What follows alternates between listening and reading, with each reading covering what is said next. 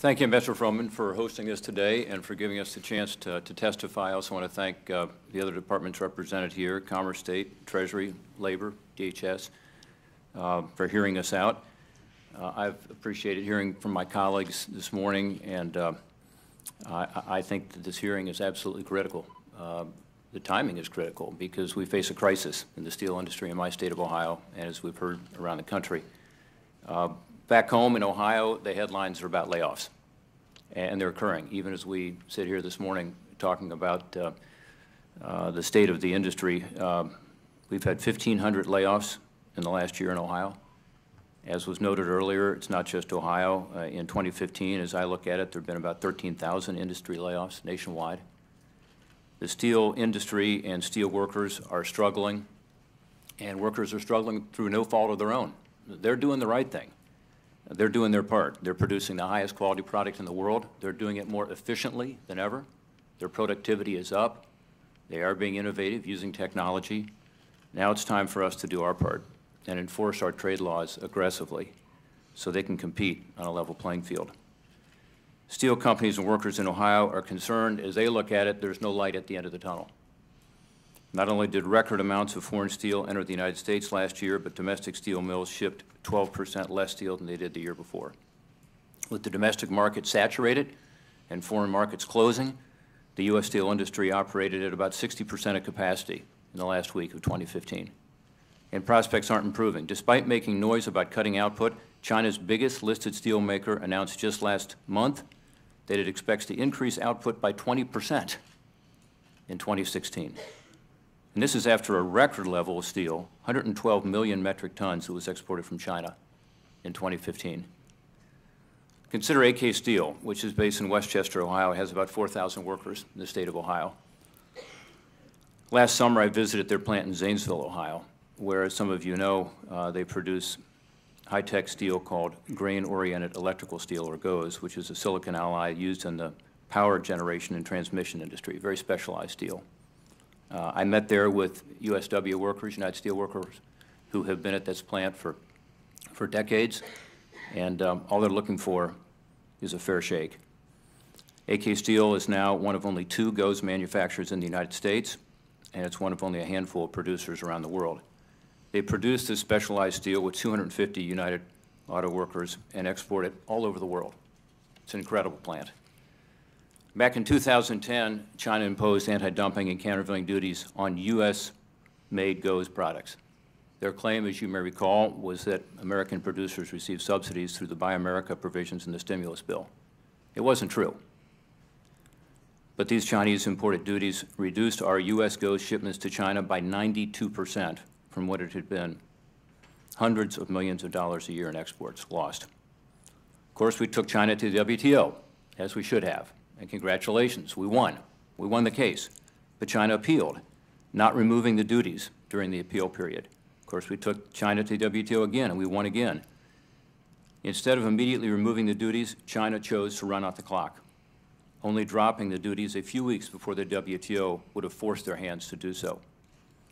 American-made GOES, this specialized steel, was kept out of the Chinese market for 5 years, costing American workers hundreds of millions of dollars in orders. When the U.S. domestic producers of GOES sought relief from our government, they received none. So the Chinese keep us out. We lose 92% of the market. In 2014, the International Trade Commission found that domestic industry was not injured in a case they filed against producers from several countries on this same product, including Japan, Germany, China, and Poland, despite surging imports and dropping prices. Last year, GOES producers were once again cut out of a large international market. The EU announced that it would be imposing duties on electrical steel from the United States, again putting millions of dollars of exports at risk. Simply put, American products have been shut out of China and the EU, and American workers can't get any relief from the surging imports here at home.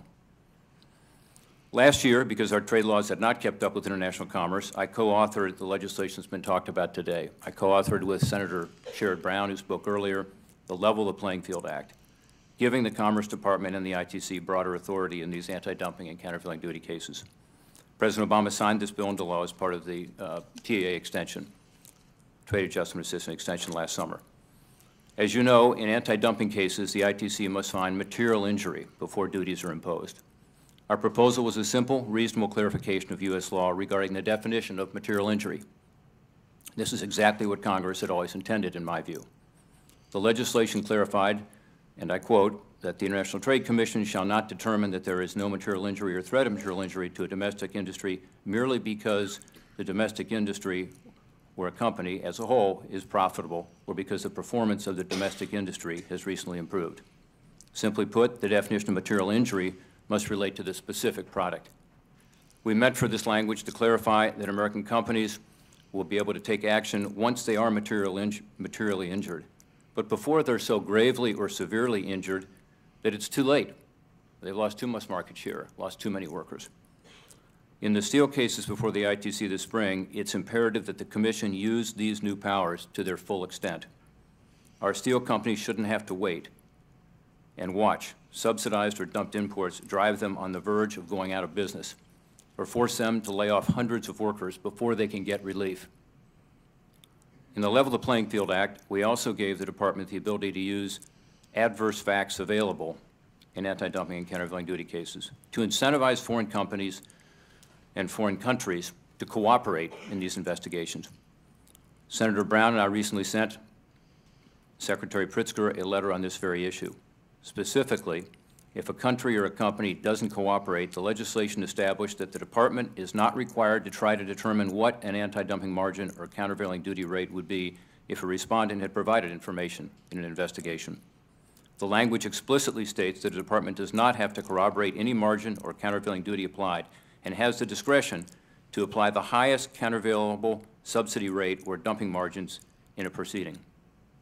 Neither is the Department required to prove that the margin or rate used in the investigation reflects the precise anti-dumping margin or countervailing duty rate of the respondent.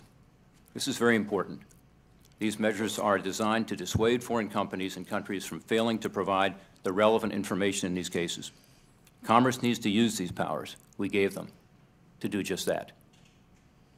The Enforce Act was also mentioned earlier. I co-authored the Enforce Act. This is to avoid countries or companies from getting around the countervailing duties or anti-dumping margins that we put in place. Also very important that we enforce that. That was more recently enacted into law, and we don't have a record yet of the enforcement of this, but again, it's one we're going to be watching very closely. Another area where we need to work together this year is on China's pending claim that it should be graduated to market economy status in 2016.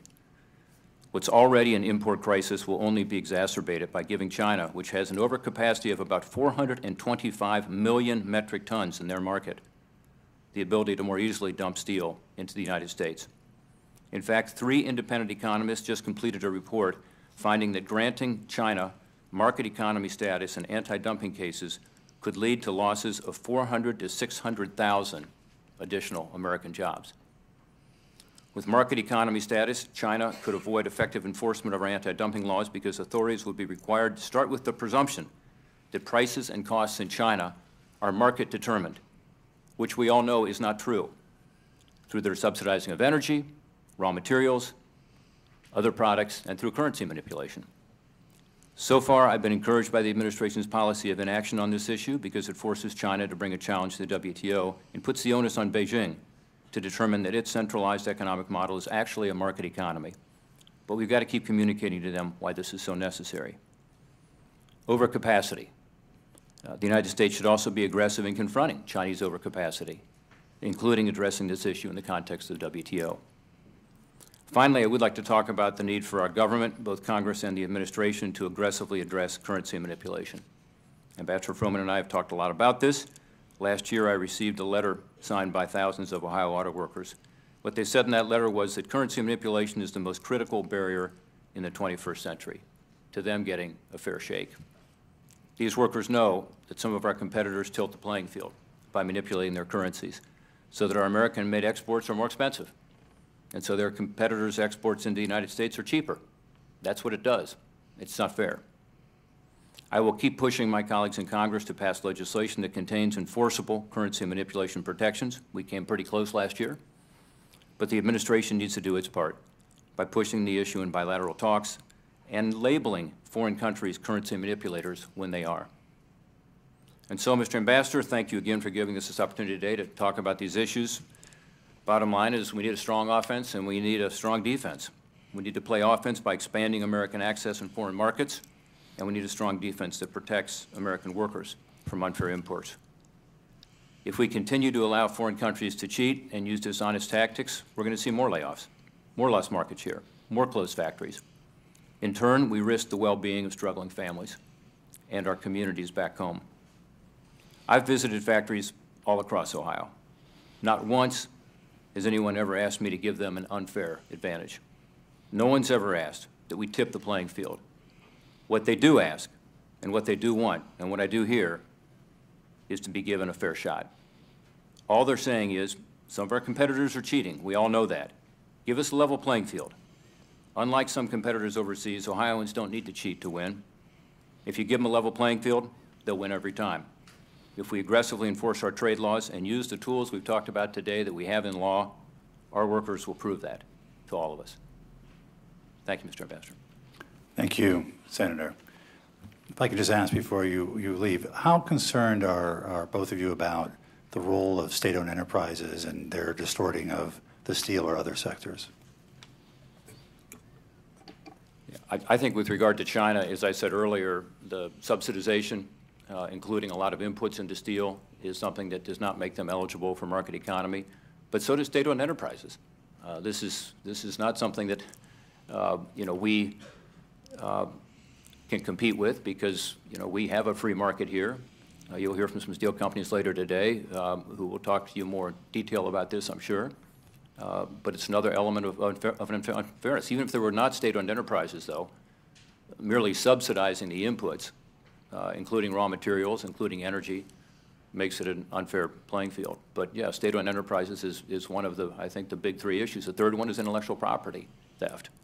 And much of what concerns me about China is the fact that although they may have laws in place, they aren't enforcing those laws. And that, again, puts us at a disadvantage.